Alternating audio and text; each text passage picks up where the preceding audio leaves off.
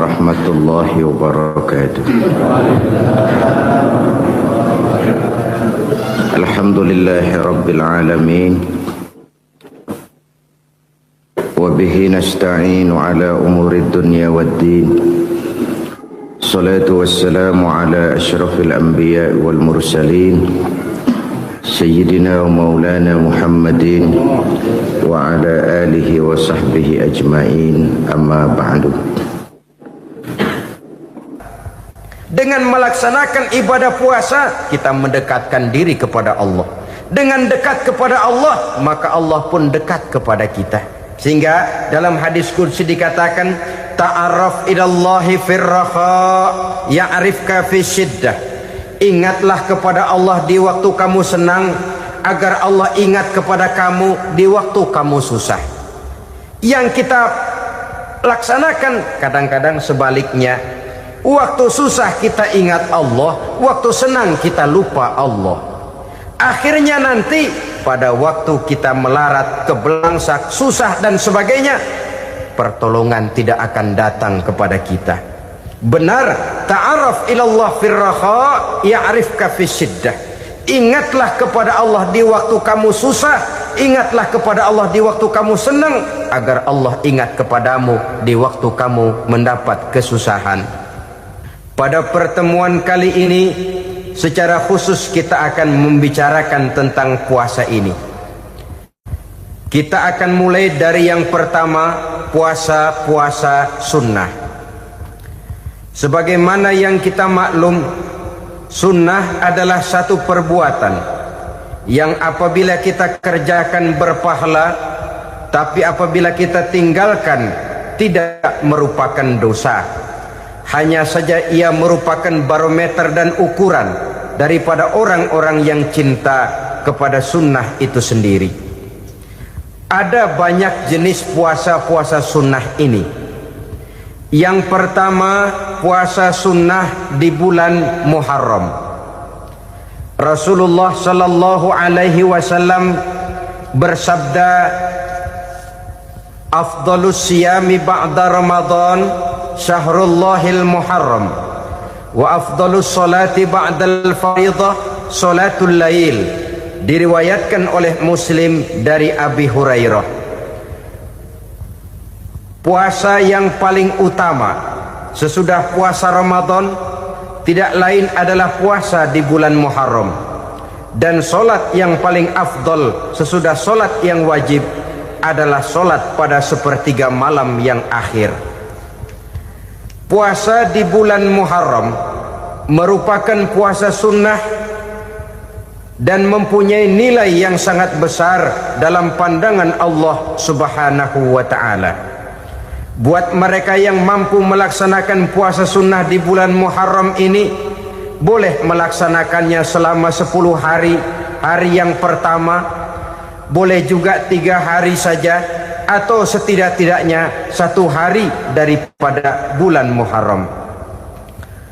Yang kedua, puasa 10 hari daripada bulan Zulhijjah. Karena bulan Zulhijjah ini memang termasuk bulan yang dimuliakan oleh Allah Subhanahu wa ta'ala. Pertama, di sana ada hari Tarwiyah, ada hari Arafah, ada hari kurban, ada talbiyah, ada pelaksanaan haji dengan segala manasiknya. Maka puasa sunnah di bulan Zulhijjah merupakan amalan yang sangat utama dan besar pahalanya dalam pandangan Allah Azza wa Jalla.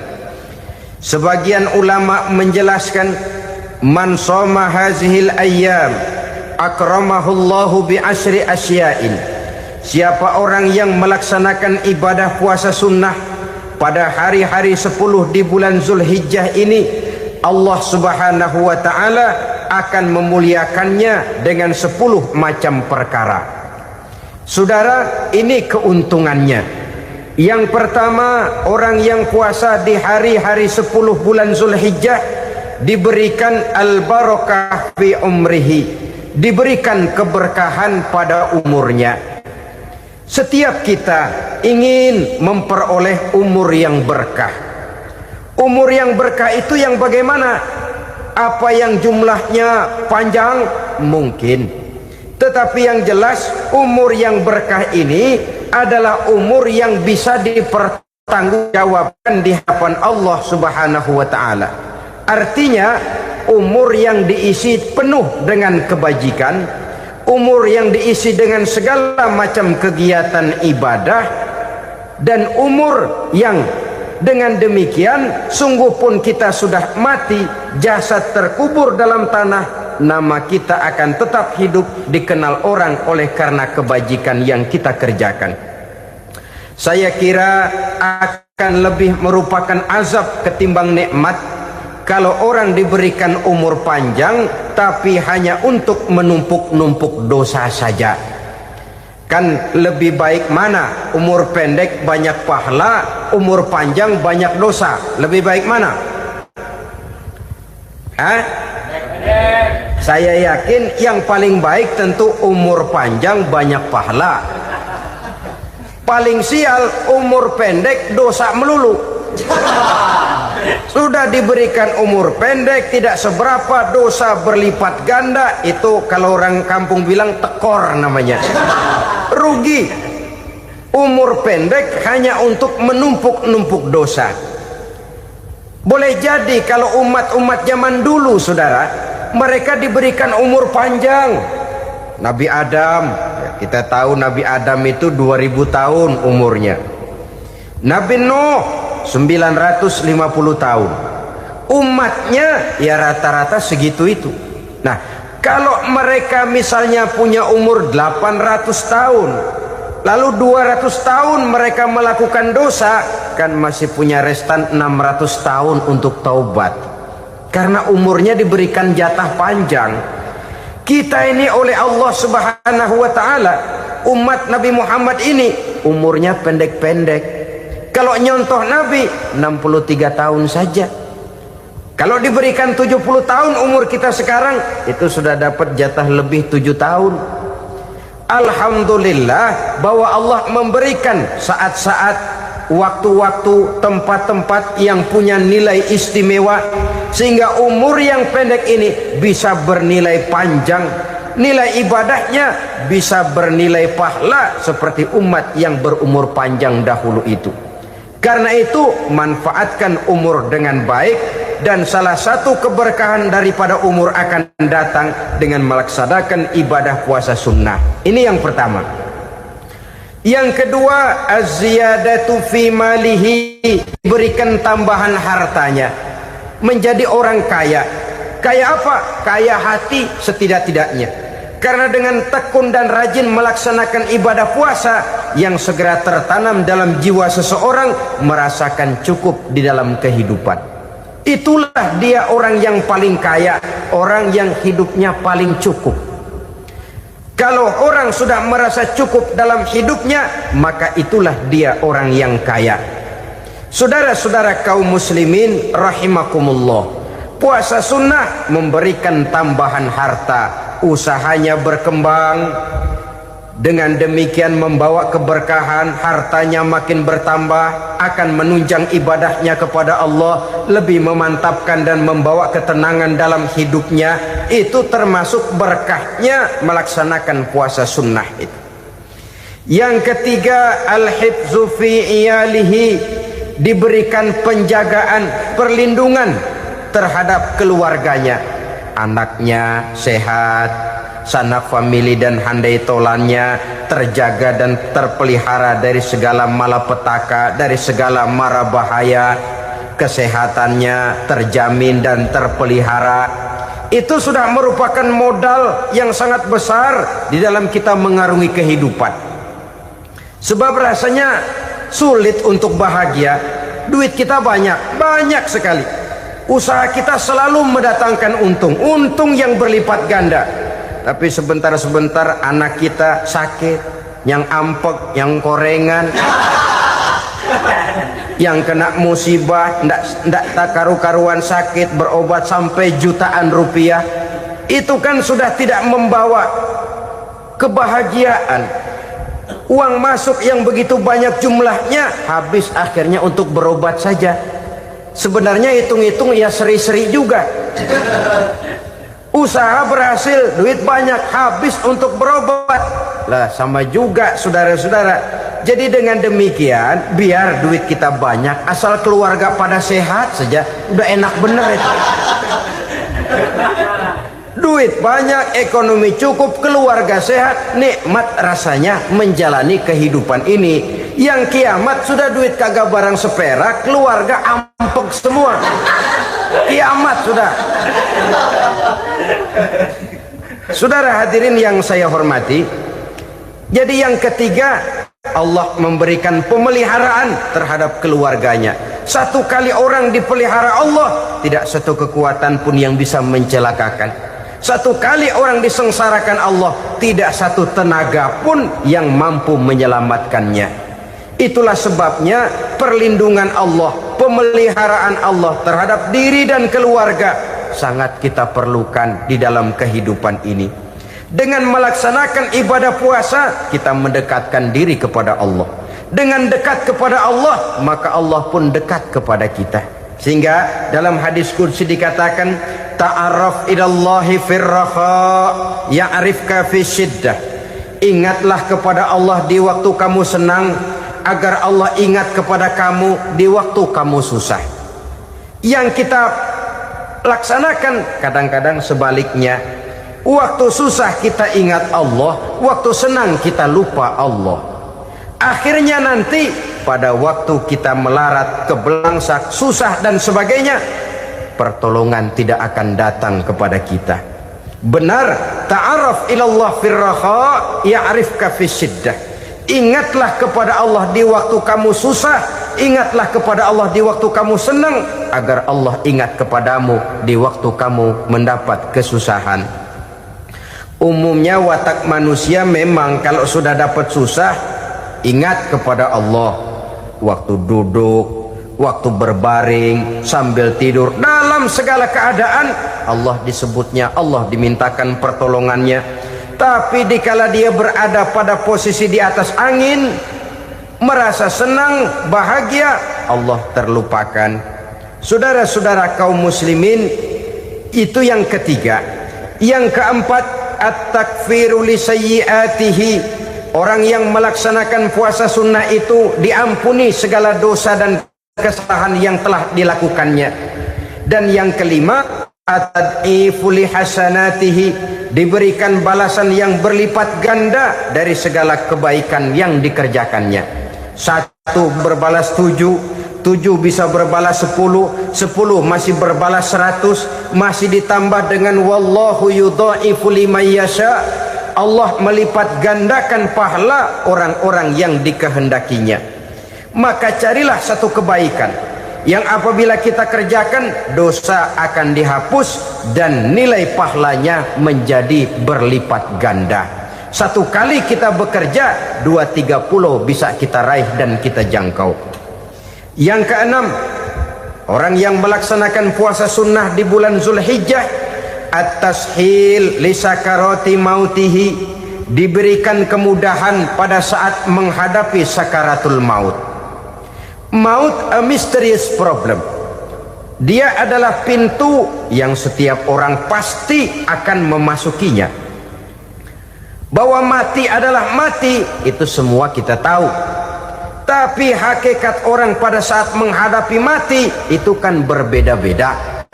Ada yang matinya itu gampang sekali, persis orang tidur saja, tidak nampak gelisah, tidak bikin susah yang hidup, tidak gelimpangan di tempat tidur, persis seperti orang mau tidur saja. Ada yang sulit sekali menghadapi sakaratul maut, gelimpangan di tempat tidur, bikin bingung orang yang nunggu. Kadang-kadang seperti kerbau digorok lehernya. Saudara-saudara, sulit menghadapi sakaratul maut. Oleh karena itu Rasulullah sallallahu alaihi wasallam sering beliau itu kalau berdoa membaca Allahumma hawin alayya fi sakaratil maut. Ya Allah, mudahkan saya di dalam menghadapi sakaratul maut. Rasulullah saja, saudara, orang yang ibadahnya paling banyak, orang yang hatinya paling bersih, orang yang akhlaknya paling luhur, masih berdoa semacam ini, mohon dimudahkan oleh Allah agar mudah menghadapi sakaratul maut. Apalagi kita, terus terang kita ini paling-paling kelas mukhtalid, bangsa sama pahala mau sama dosa doyan. Lebih perlu lagi menghadapi sakaratul maut, sehingga apabila malaikat maut datang menjemput nyawa kita, dimudahkan, jangan dibikin sulit, supaya mudah. Jadilah orang baik-baik. Biasanya kalau banyak yang mati, malaikat maut juga kali main-mainin dulu tuh orang, kutak-katik, ditakut-takutin dan segala macam. Saudara hadirin yang saya hormati, maka menghadapi sakaratul maut ini merupakan kunci. Apakah seseorang bisa husnul khatimah atau bisa su'ul khatimah? Salah satu jalan untuk memudahkan diri menghadapi sakaratul maut, melaksanakan puasa sunnah di bulan Zulhijjah ini. Yang ketujuh, ad-diya'u li zulumati qabrihi, diberikan terang di alam kuburnya. Kubur, saudara tahu, saudara tentu sering lihat orang dimasukkan ke liang lahat, ditutup dengan papan, dinding ari kata kita di kampung, lalu diuruk lagi dengan tanah. Dalamnya liang lahat, gelapnya liang lahat, gelapnya diuruk dengan tanah, gelapnya di dalam kubur, tiga gelap yang menjadi satu. Bapak moyangnya gelap.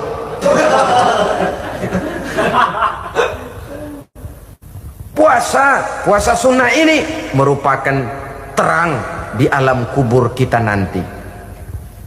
Yang kedelapan, at-tasqil limizanihi, diberikan keringanan pada timbangan di hari akhirat nanti.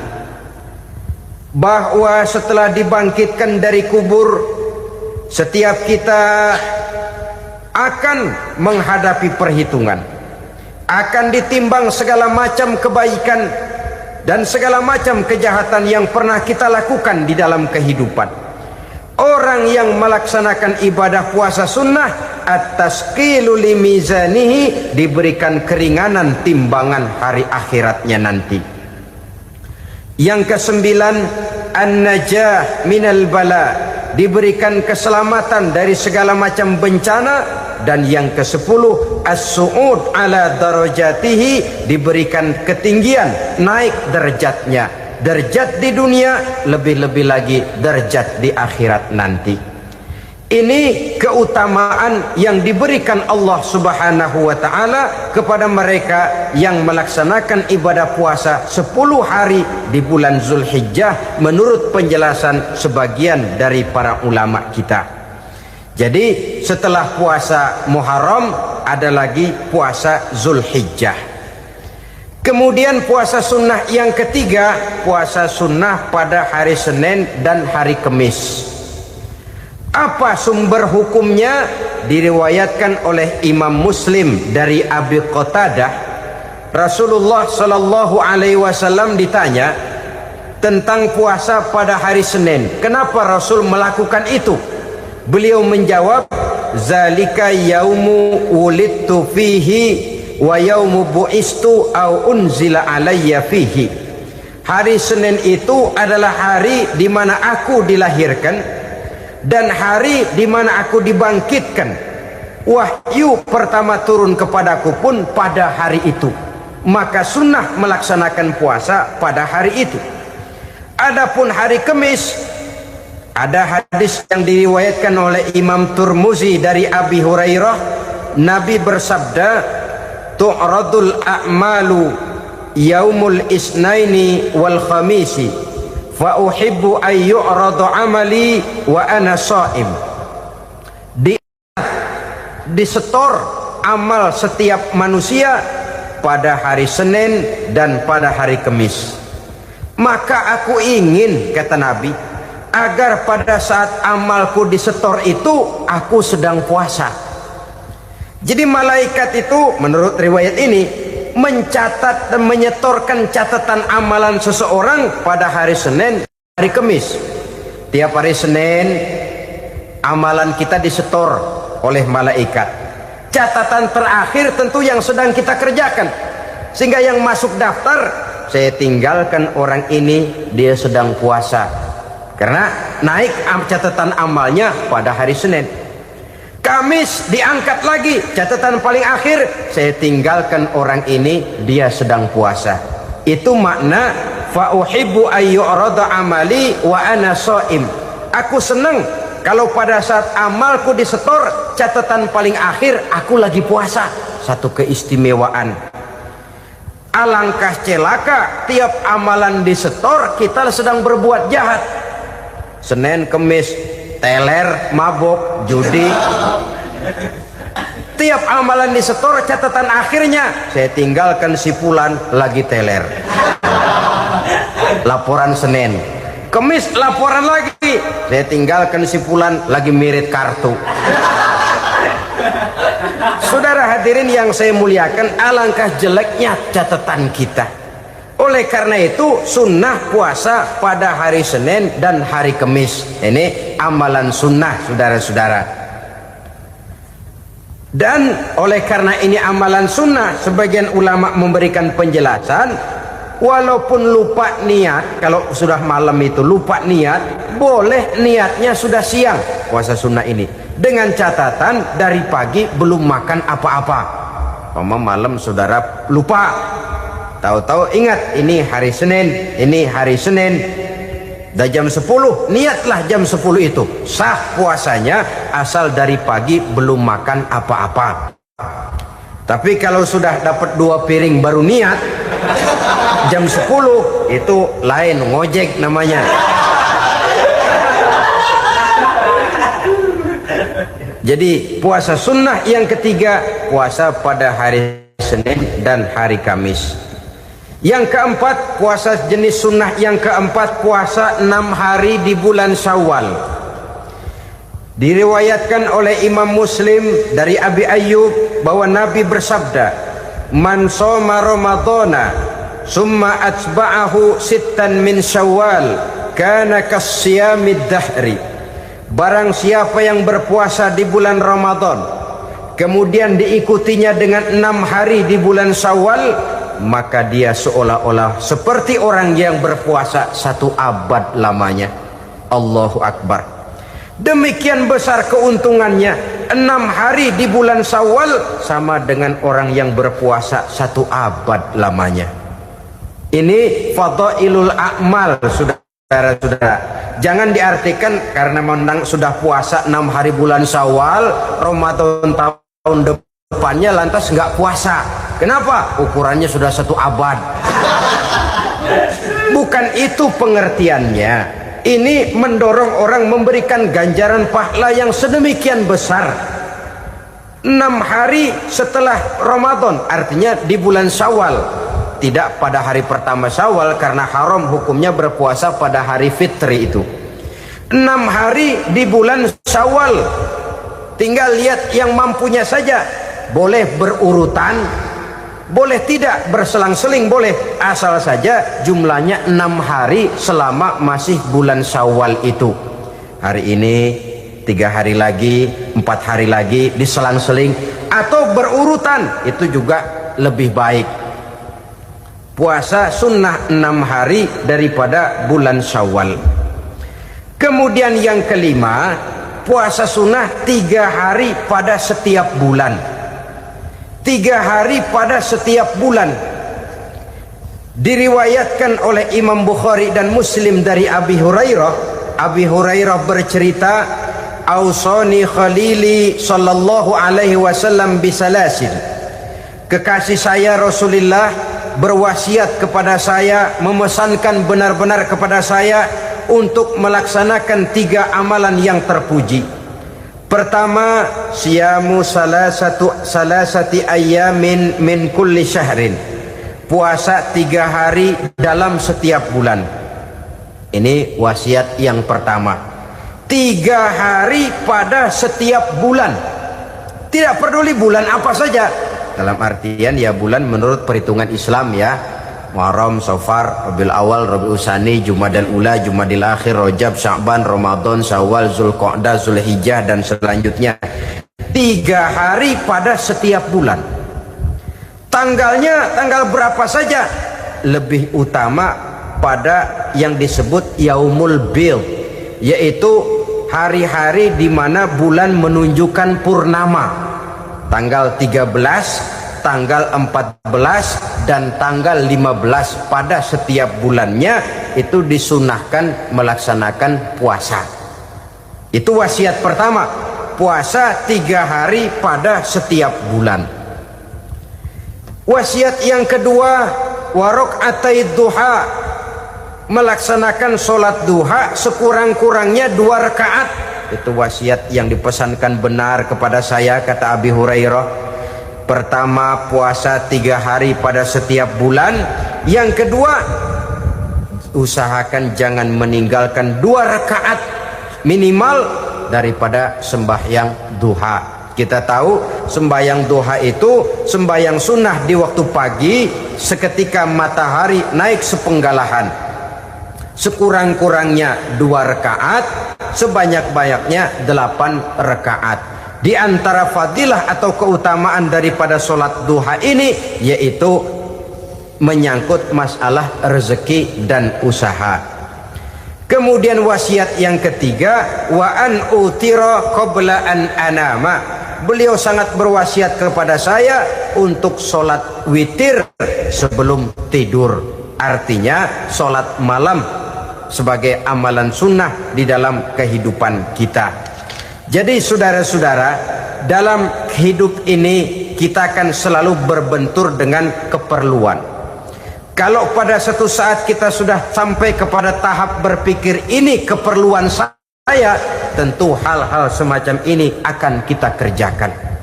Kita belum tergerak melaksanakan ini semua oleh karena barangkali kita merasa belum memerlukannya. Karena itu marilah kita berusaha di samping melaksanakan puasa yang wajib juga melaksanakan puasa yang sunnah di dalam kehidupan kita. Ini jenis puasa-puasa yang sunnah. Kemudian yang kedua, ada macam puasa yang disebut puasa nazar. Hukum pelaksanaannya wajib apabila nazarnya sudah terwujud. Puasa nazar, puasa yang dikaitkan dengan suatu persoalan. Umpamanya, kalau saya lulus ujian, saya akan puasa 1 minggu lamanya. Begitu ujiannya ternyata lulus, dia wajib bayar nazarnya. Puasa 7 hari, tidak lagi sunnah tapi wajib karena dia nazarkan. Asal saja tidak sah nazar kepada yang makruh apalagi kepada yang haram. Umpamanya nazar kalau tembus 6 nomor mau puasa 3 hari. Itu nazar semacam itu bukan saja tidak sah tapi haram hukumnya. Tidak boleh nazar kepada yang makruh apalagi kepada yang haram. Jadi apabila maksud yang sudah kita niatkan tercapai, wajiblah nazar itu dibayar, yaitu kalau nazarnya sunnah melaksanakan ibadah puasa.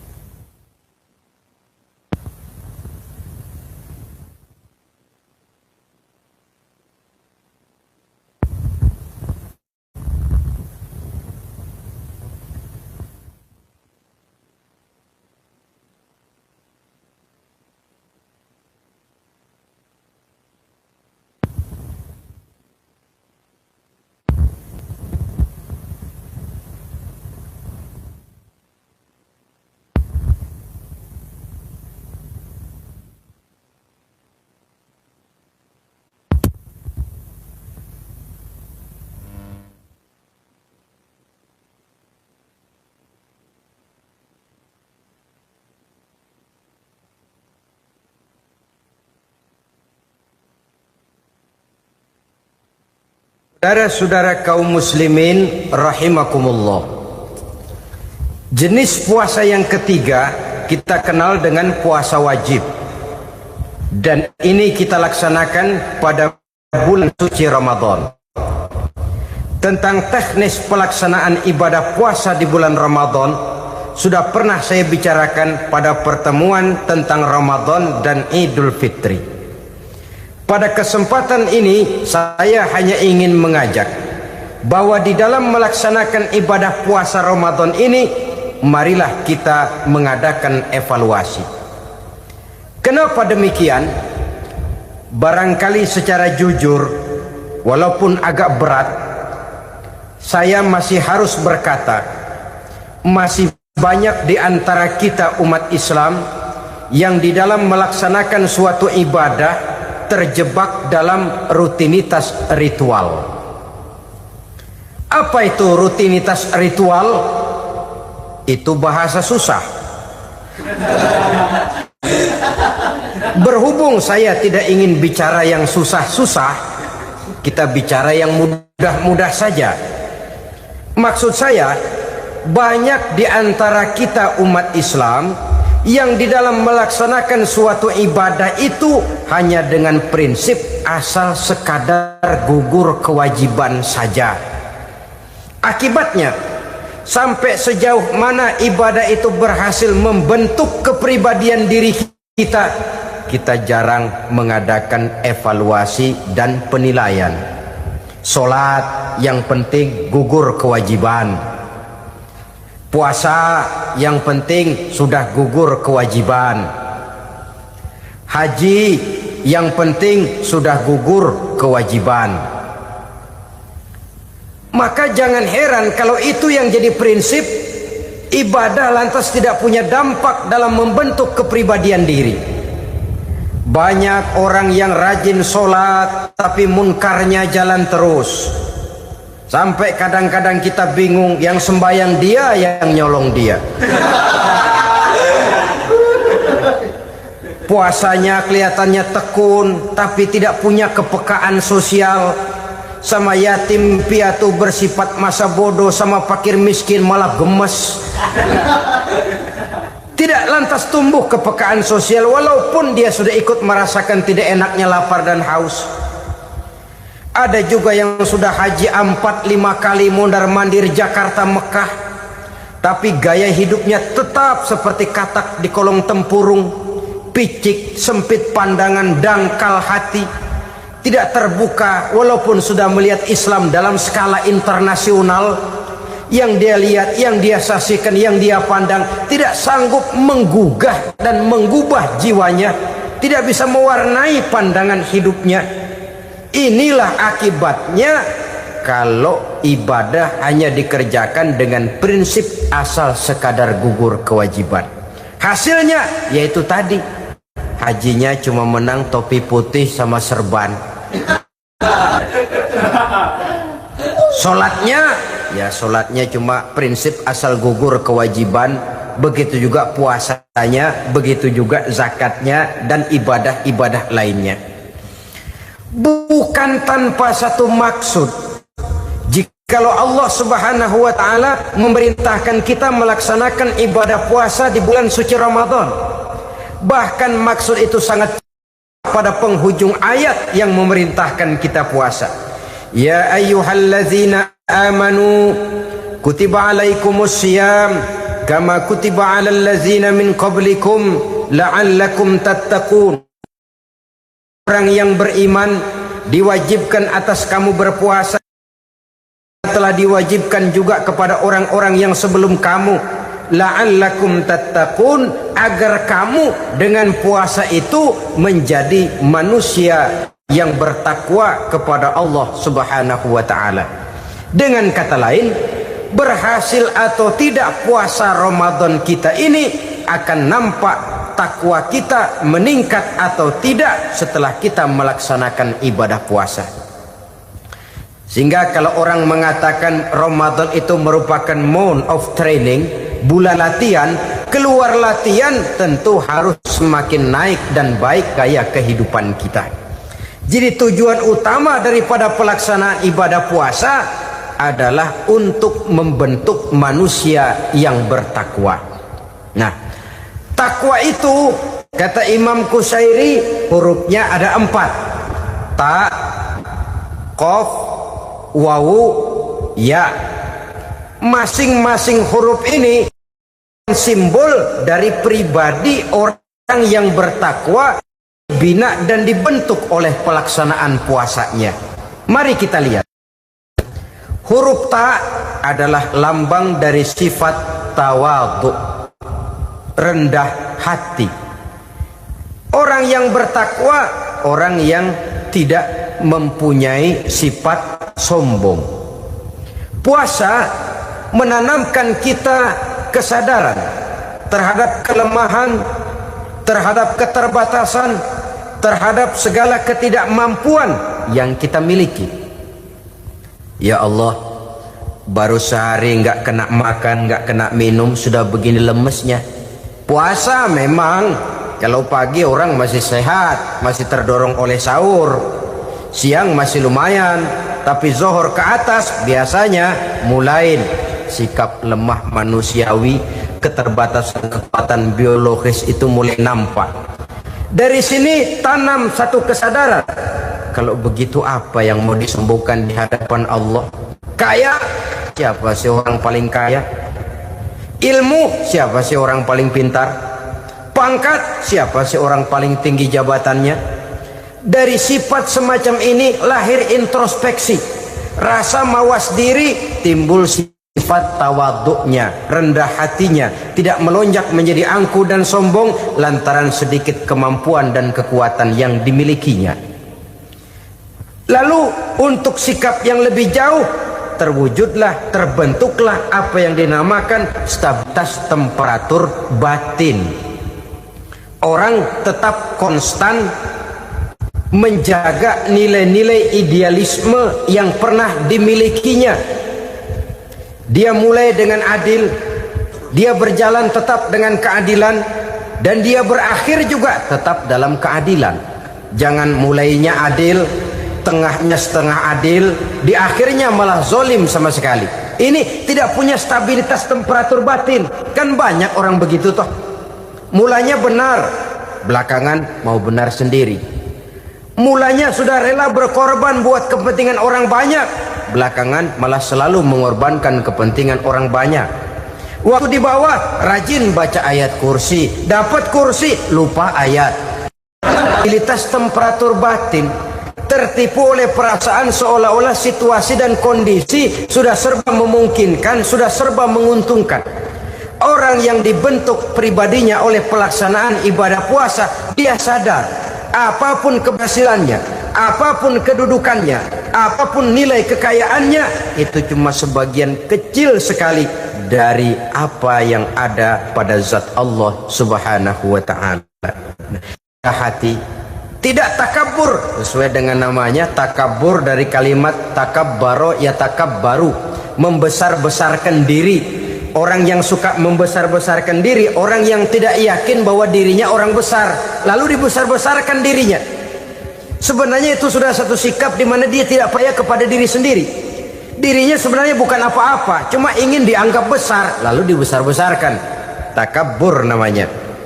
Puasa sekali lagi melatih kita menanamkan kesadaran akan kelemahan dan keterbatasan kita sebagai makhluk. Itu sikap tawadhu. Fir'aun, saudara tahu Fir'aun, lama-lama dia jadi raja, lupa diri dan lupa daratan, melonjak menjadi angku dan sombong sampai kepada puncak kekurang ajarannya, memproklamirkan dirinya menjadi Tuhan. Hitler juga begitu. Pendeknya orang manakala tidak ada kesadaran tentang dari mana segalanya berasal dan kemana segalanya akan kembali, dia mudah out of control. Kalau sudah out kontrol, maka dia akan melakukan perbuatan yang melampaui batas. Itu yang pertama. Jadi orang takwa, orang yang rendah hati, salah satu tujuan daripada pelaksanaan ibadah puasa menanamkan sikap rendah hati. Dari sikap rendah hati ini yang timbul lalu apa? Kepekaan sosial. Kalau saya puasa, saya sudah merasakan bagaimana tidak enaknya lapar. Saya sudah merasakan bagaimana tidak enaknya haus. Tapi bagaimanapun saya lapar cuma sebentar, saya haus cuma sebentar. Selesai maghrib lapar saya hilang, haus saya hilang.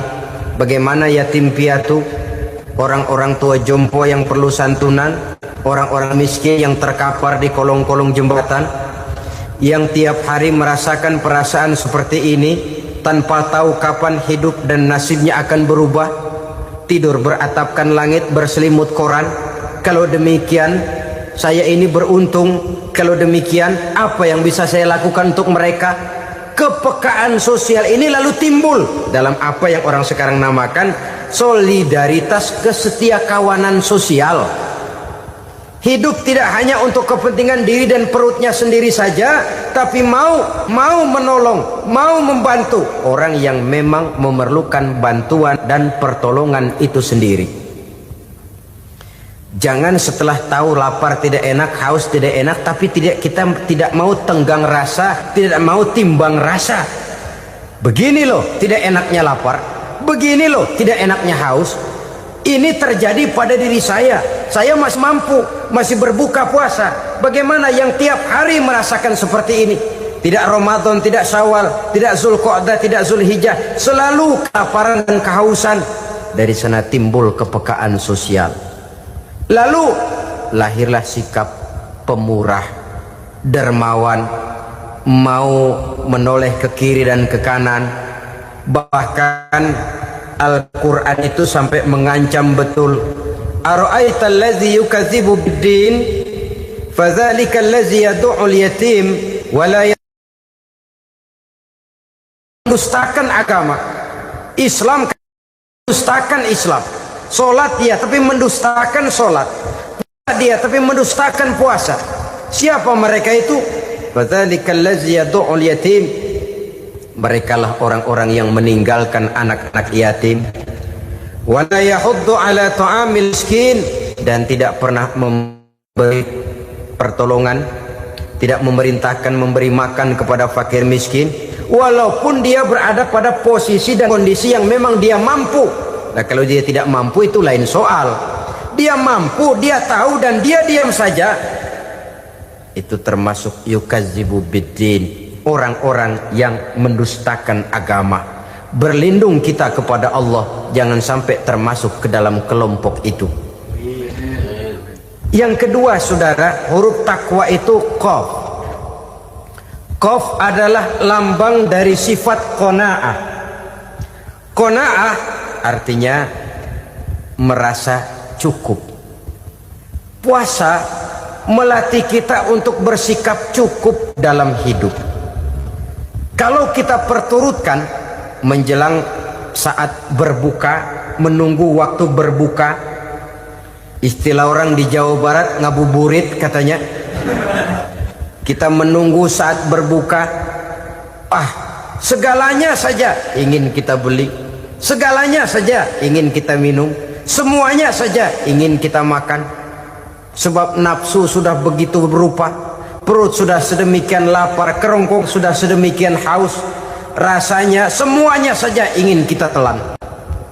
Tapi tahukah kita bahwa setelah maghrib berbunyi, berapa banyak yang kita makan, berapa banyak yang kita minum? Sesuaikah dengan keinginan kita tadi siang? Tadi siang semuanya ingin kita makan, tadi siang semuanya ingin kita minum. Setelah berbuka, berapa banyak yang kita makan, berapa banyak yang kita minum? Itulah kehidupan. Segalanya ingin kita kuasai, segalanya ingin kita punyai, tapi berapa sih yang benar-benar kita perlukan? Maka orang kaya adalah orang yang hidupnya cukup. Orang miskin hakikat yang selalu merasa kurang. Bagaimanapun besar rumah, banyak uang kita, berpuluh kendaraan kita, kalau hidup selalu merasa kurang, itu artinya kita masih miskin. Maka jikalau ingin menjadi orang kaya, kuncinya hakikatnya cuma satu, hati kita merasa cukup dengan yang diberikan Allah, bersyukur atas segala nikmatnya, dan dengan syukur itu nikmat itu akan ditambah oleh Allah Subhanahu wa ta'ala. Puasa menimbulkan sifat qanaah, dan qanaah adalah watak daripada orang-orang yang bertakwa kepada Allah Subhanahu wa taala. Persis seperti orang minum air laut. Makin diminum makin haus, makin diminum makin kering tenggorokan. Begitulah orang berhadapan dengan materi. Tadinya dia akan senang kalau dia merasa punya tanah ratusan hektar. Sudah ratusan hektar, tidak cukup ngelamun lagi, alangkah nikmatnya kalau bisa beli gunung. Gunung dibeli. Sudah punya gunung, lihat laut. Aduh, kalau laut juga bisa dibeli, beli lagi laut. Sudah punya laut, lihat ke atas langit, ada yang jual apa enggak ya?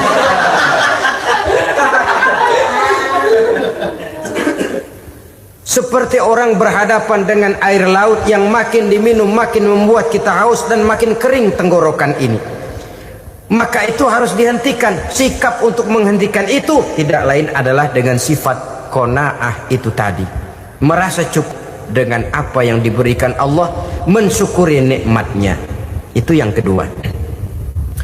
Yang ketiga, pada kalimat takwa ada huruf wawu. Wawu adalah simbol dari sifat wara dengan ain. Wara, orang yang terpelihara dirinya baik dari yang subuhat, lebih-lebih dari yang haram. Subuhat, saudara tahu, barang yang remeng-remeng.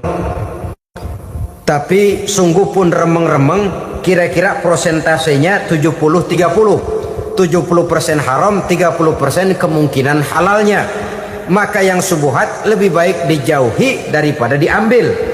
Orang yang punya kepribadian wara, dirinya terpelihara, jangankan dari yang haram, dari yang subuhat saja dia sanggup menjaga dan memelihara dirinya. Oleh karena itu saya heran kalau orang di bulan Ramadan dia sanggup menjaga diri di waktu siang dari jenis makanan yang halal, dari jenis minuman yang haram. Ada tahu nganggur di meja siang, enggak dia makan. Ada air teh nganggur di meja siang, enggak dia makan. Padahal itu jenis makanan dan minuman yang halal. Tapi ketika datang maghrib, dia berbuka dengan makanan yang dibeli dari uang yang dihasilkan dengan cara yang haram. Bukankah itu sesuatu yang terbalik? Bukankah dengan demikian sudah tidak lagi menimbulkan sikap yang bisa memelihara dan menjaga kepribadian diri? Orang yang membiasakan diri terpelihara dari yang subuhat apalagi yang haram, maka baik yang dipakainya, yang diminumnya, yang dimakannya terdirilah dari barang-barang yang baik yang dihalalkan oleh agama. Wara. Kemudian yang keempat, pada huruf kalimat takwa ada huruf yakin. Huruf ya simbol dari sifat yakin. Orang yang puasa dibentuk kepribadiannya mempunyai satu keyakinan yang tangguh, dan keyakinan adalah ciri daripada orang yang takwa. Kita lihat yang dipanggil melaksanakan ibadah puasa ini kan iman, karena memang sulit untuk melaksanakan puasa kalau tidak iman yang jadi dasar. Setidaknya seperti sudah pernah saya sampaikan, ibadah puasa ini memang sulit terkena penyakit show. Kalau kita sholat barangkali terangsang karena kelihatan orang lain. Kalau kita pergi haji mungkin jadi sugesti karena orang banyak tahu. Kalau kita bayar kita jadi terangsang karena banyak orang lihat. Tapi kalau sudah puasa, puasa itu kan yang tahu cuma kita dan Allah saja. Ya kita sholat, orang lain lihat, kita jadi rada semangat. Kita pergi haji, orang lain banyak ngantar, kita semangat. Kita bayar zakat, orang lain banyak saksikan, kita bersemangat. Tapi kita puasa, siapa yang mau nyaksiin kita puasa? Siapa yang mau memuji kita puasa? Siapa yang mau menyanjung kita puasa? Itu cuma urusan kita dan Allah. Oleh karenanya dasar daripada pelaksanaan ibadah yang haus mencedik tenggorokan, segalanya jadi nikmatan. Tidak ada kerja yang lebih indah selain kerja yang didasarkan kepada satu keyakinan bahwa yang kita kerjakan itu adalah sesuatu yang benar. Dalam hal ini sesuatu yang diperintahkan oleh Allah Subhanahu wa taala kepada kita. Saudara-saudara kaum muslimin rahimakumullah, demikianlah titik evaluasi kita. Jangan berpuasa hanya dengan prinsip asal sekadar menggugurkan kewajiban saja, yang akan berakibat Ramadan tahun ini berakhir begitu, Ramadan terjebak menjalani rutinitas ritualnya saja. Bahkan kadang-kadang yang nyata betul, Nabi menganjurkan tingkatkan ibadah pada 10 hari yang akhir di bulan Ramadan, tanggal 20 sampai akhir Ramadan. Yang kita praktekkan malah kegiatan ibadah kita justru menurun pada 20 Ramadan yang akhir. Coba lihat 20 Ramadan ke atas, itu pasukan tarawih paling kelas 60-70 tahun ke atas. Kemana yang lain? Sudah berpikir menghadapi lebaran, berpikir pulang mudik, berpikir macam-macam. Akibatnya konsentrasi ibadah lalu buyar. Dianjurkan Rasul, tingkatkan ibadah pada 10 hari yang terakhir. Kita malah makin ke akhir makin lancip.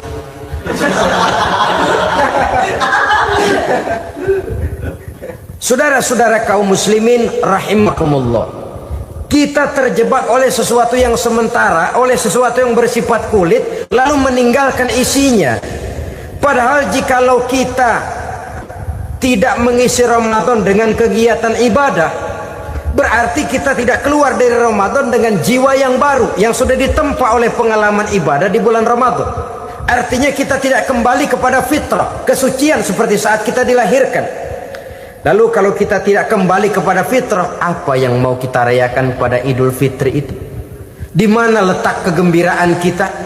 Di mana letak kebahagiaan hati? Kembalikah kita kepada fitrah? Tidak. Benarkah puasa yang kita kerjakan? Kelihatannya juga tidak. Adakah dampak dari pelaksanaan ibadah dalam pribadi kita? Tidak. Kadang-kadang Ramadan selesai malah teriak merdeka.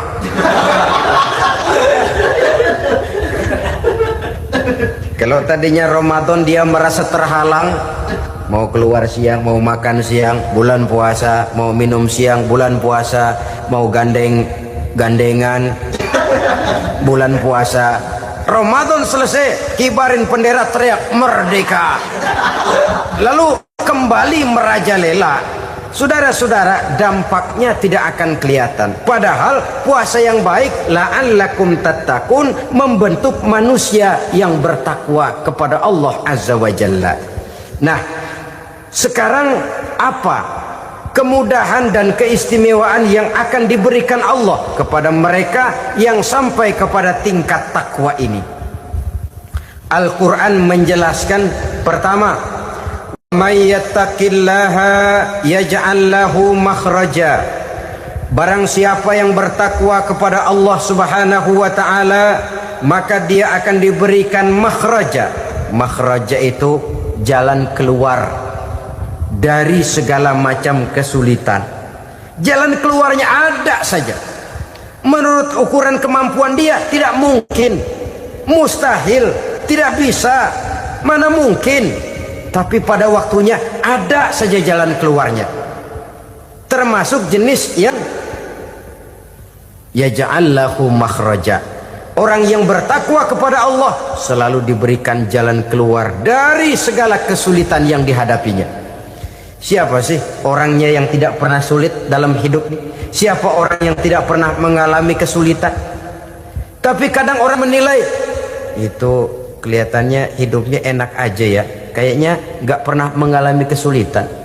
Sebenarnya bukan tidak pernah mengalami kesulitan, Allah selalu memberikan jalan keluar dari segala kesulitan yang dihadapinya.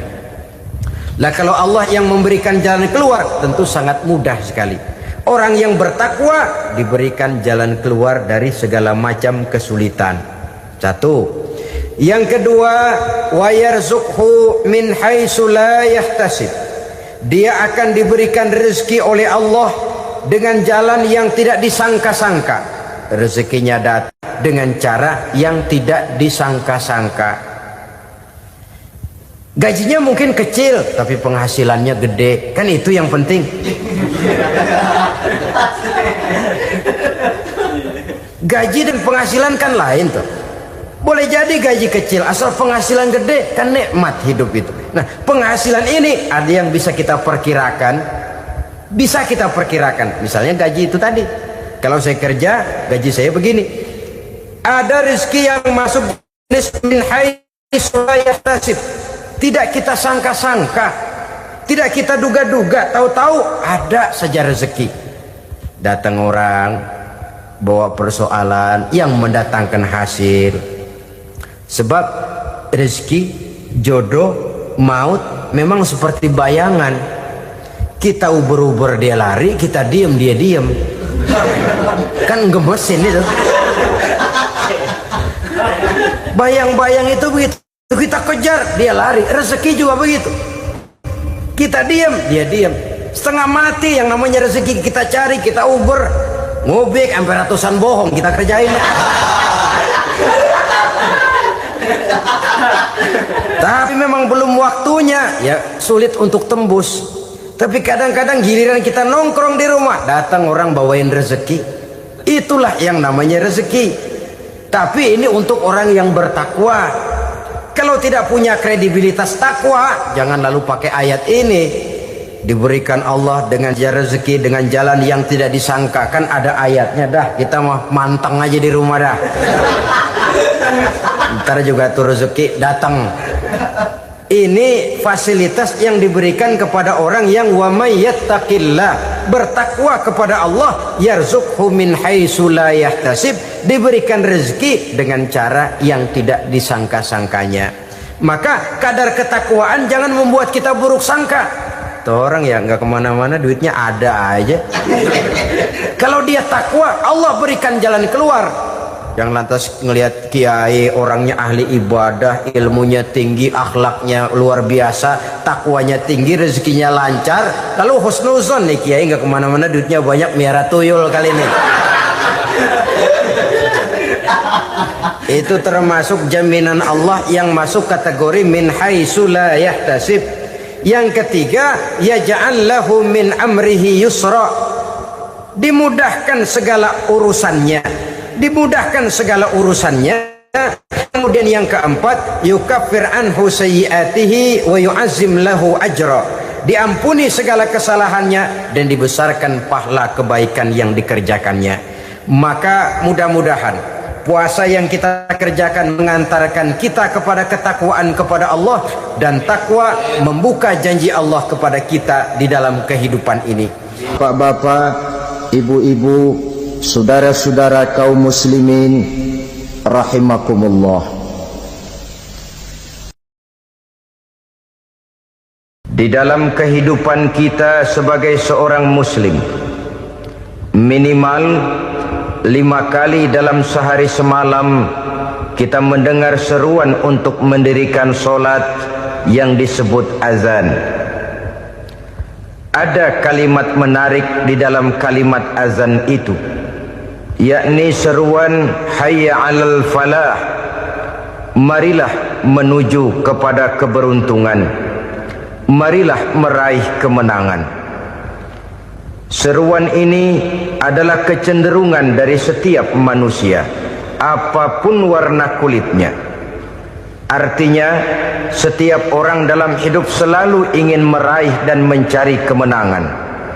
Kemenangan akan melahirkan kepuasan batin, dan kepuasan batin memberikan kebahagiaan.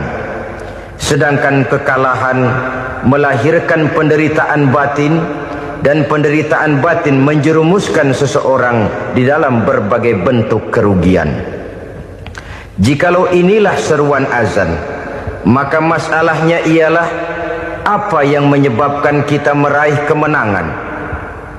Al-Quranul Karim memberikan tuntunan dan ajaran kepada kita bahwa orang-orang yang memperoleh kemenangan itu tidak lain adalah orang-orang yang bertakwa. Hanyalah mereka yang bertakwa kepada Allah Subhanahu wa ta'ala pada akhirnya akan tampil sebagai pemenang. Lalu siapa orang yang bertakwa itu? Dijelaskan dalam awal-awal Al-Baqarah, orang yang bertakwa yang akan meraih kemenangan. Pertama, allazina yu'minuna bil ghaib, yaitu orang-orang yang beriman kepada yang gaib, percaya bahwa ada alam yang gaib, alam yang abstrak, alam yang tidak bisa dijangkau oleh salah satu daripada panca indera kita. Mereka percaya dan beriman kepada adanya malaikat, beriman kepada adanya iblis dan jin, beriman kepada adanya alam kubur, beriman kepada adanya alam mahsyar, beriman kepada adanya alam akhirat, beriman kepada adanya surga dan neraka. Beriman bukan cuma sekedar beriman dalam ucapan bibir saja, tetapi beriman yang nilai iman itu mampu mewarnai gerak dan gaya hidupnya. Iman yang meresap sampai ke tulang sumsum, kemudian memberikan dampak positif di dalam kehidupan manusia. Alam, kita tahu, adalah sesuatu yang selain Allah, dan Allah bukanlah alam. Apapun namanya selain daripada Allah, itu adalah alam. Alam pada hakikatnya terbagi menjadi dua. Ada alam syahadah, alam nyata, alam konkret, alam yang bisa dijangkau oleh salah satu indera kita. Kemudian ada alam ghaib, alam yang tidak bisa dijangkau oleh panca indera kita, alam metafisika, alam abstrak, alam yang wajib kita imani keberadaannya. Kita percaya bahwa malaikat itu ada, kita percaya kepada jin, bahwa jin itu ada, kita percaya kepada adanya iblis dan setan. Bukan percaya kepada iblis dan setannya, percaya bahwa iblis dan setan itu ada. Itu termasuk salah satu daripada sifat orang yang bertakwa kepada Allah. Saudara-saudara kaum muslimin rahimakumullah, kecenderungan pembangunan yang lebih bersifat materialistis biasanya menggeser aspek kehidupan rohani. Orang berpikir empiri, dan dalam pola pikir yang demikian, maka alam gaib tidak lagi mendapat perhatian. Aspek kehidupan yang bersifat rohaniah malah mulai ditinggalkan. Akibatnya terjadilah kepincangan di dalam kehidupan kita.